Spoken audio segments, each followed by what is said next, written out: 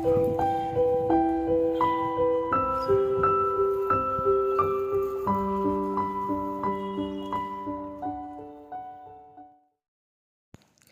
বন্ধুরা, তোমরা সবাই কেমন আছো? ওয়েলকাম টু নিতুর পৃথিবী ব্লগ। আমি তোমাদের নিতু।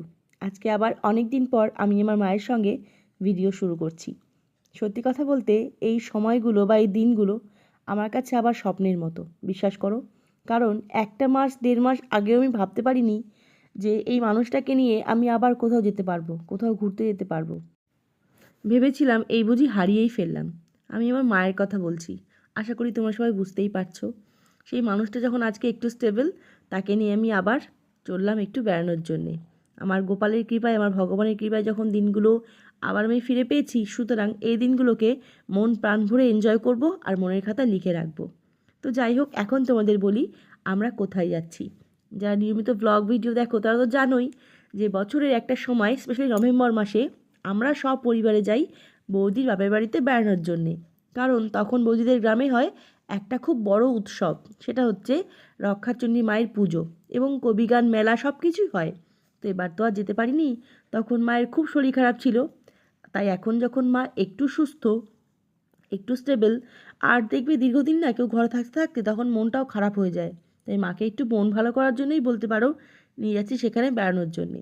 আর আমাদের একটা মানতও আছে, সেই পারপাসও যাচ্ছি। তো যাচ্ছি আজকে আমি, বাবা আর মা। আর আগামীকাল যাবে দাদা আর আমার হাজবেন্ড আর বৌদি পান্তুদীপন। ওরা 2 দিন আগেই চলে গেছে। বৌদির বোন এসেছিল দীপালি, তাদের সঙ্গে। তো আগে যাব আমার কাকার বাড়িতে, কারণ এই কথাটা আমি অনেকবার বলেছি। আমার কাকার বাড়ি আর আমার বৌদিদের বাপের বাড়ির গ্রাম একদম কাছাকাছি। আমার কাকার বাড়িতে রিসেন্টলি একটা দুর্ঘটনা ঘটেছে, তোমরা সবাই সেটা জানো। আমি নতুন করে আর কিছু ব্যাখ্যা দিচ্ছি না। তাই এই মুহূর্তে কাকা বাড়ি যাওয়ার দৃশ্যগুলো আমি স্কিপ করলাম, কারণ ওই শূন্য বাড়িটা আর দেখাতে ইচ্ছে করছিল না।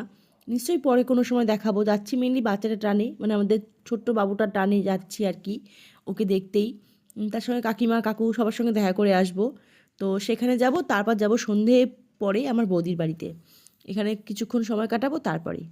তো সেই সময় আর ভিডিও তুলিনি। আর এই দেখো চলে এসেছি এখন আমার বৌদিদের বাড়িতে। একদম সন্ধ্যাবেলায় এসেই মুড়ি চা এগুলো সব খাচ্ছিলাম, আর একটু ফ্রেশ ট্রেশ হয়ে নিলাম তারপরে। আর যেহেতু অনেকটাই দূর, আর একা একা গেলে কী হয়, মুশকিল যেন সবটুকু ক্লিপস নেওয়া যায় না, বা আমাকে ধরতে হয়, 2টো ব্যাগ ধরতে হয়, বুঝতেই তো পারো একা একা নিয়ে যখন গেছি।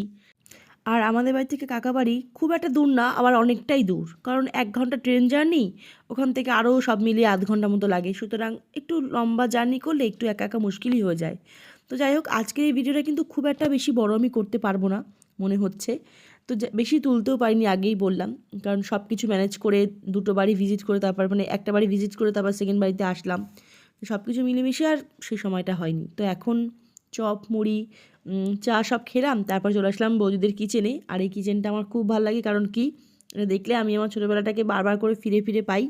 সত্যি কথা বলি, আমি তোমাদের এর আগে এটা অনেকবার শেয়ার করেছি, আমিও তো গ্রামের মানুষ, গ্রামের মেয়ে।